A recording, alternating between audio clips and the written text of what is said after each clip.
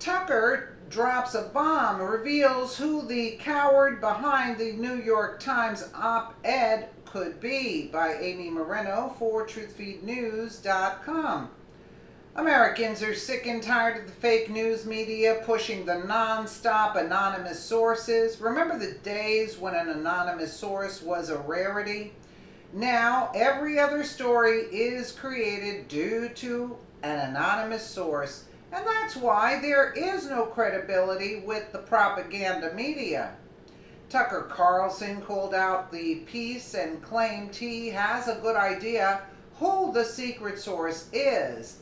From the Daily Wire, on his Fox News show Wednesday night, Tucker Carlson addressed the remarkable anonymous op-ed published by the New York Times earlier in the day, in which the author claims to be a senior official in the White House who is part of the, quote, resistance to President Trump. Carlson started off the segment by saying he has a pretty good idea who wrote the piece and has contacted the White House for response. The New York Times this afternoon wrote a remarkable op-ed piece. It was written anonymously. It's the work of someone who claims to be an official inside the Trump administration, a member of the underground resistance within the West Wing, said Carlson. Let's take a listen instead of me repeating it.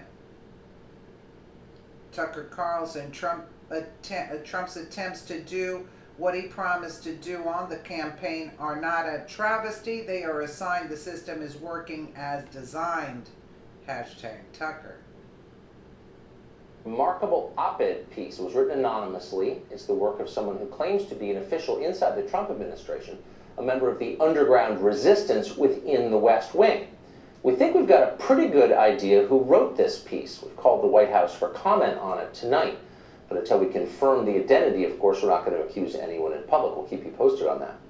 The piece does make a couple of points. The first is that the president is an unpredictable and mercurial boss who is light on policy detail and given to saying outrageous things. That is true. Sorry, it is true. If you've ever seen him give a speech, you already know that.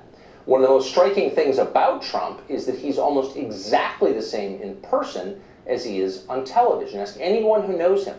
There is no secret persona hidden behind the public face, as there was with Barack Obama, for example, and so many other presidents and politicians. They're totally different in person. Trump, though, is exactly who you think he is. You either like that or you don't. You voted for him or you didn't. But he's not trying to fool you. He's not capable of fooling you.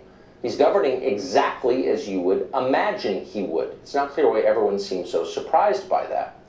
The other point that the piece makes is that Trump's views on policy differ from those of permanent Washington, and therefore his presidency is illegitimate.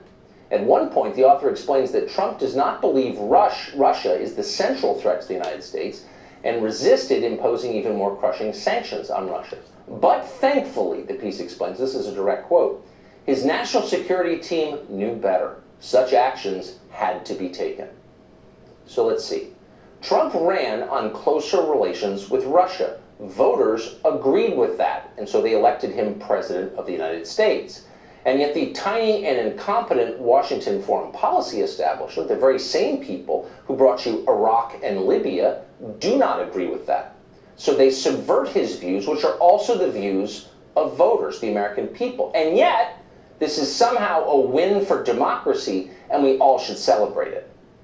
Well, in Washington, they are celebrating tonight, and not just Democrats, but also the entire Paul Ryan wing of the Republican Party, which even today is dominant. In maybe the most revealing part of the op-ed, the author drops this stunner, quote, President Trump's impulses are generally anti-trade. Really? Maybe the author deduced that from the hundreds of speeches Trump has given over the past 25 years attacking our trade policies. Voters knew that when they elected him. That's one of the reasons they did elect him president. Trump's attempts to do what he promised to do on the campaign are not a travesty. They are a sign the system is working as designed. Politicians are supposed to respond to voters' concerns. That is the basic, maybe the only measure of success of a presidential administration.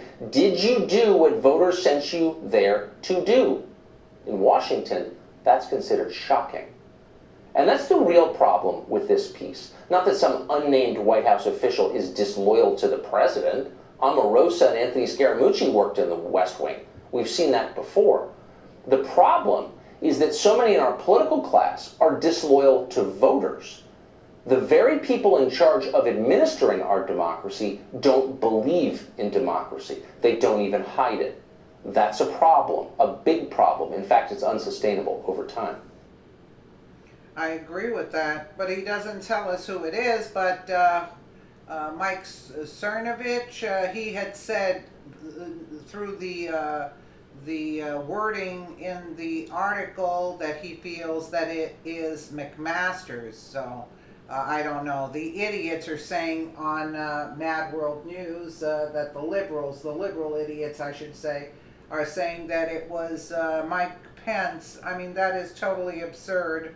And but I would believe that through the wording that Cernovich had pointed out, I think it was McMaster. It seems logical with the wording. It's very similar in the article as to the wording McMaster's used to refer to other things in other instances. Let me know what you guys think in the comments below.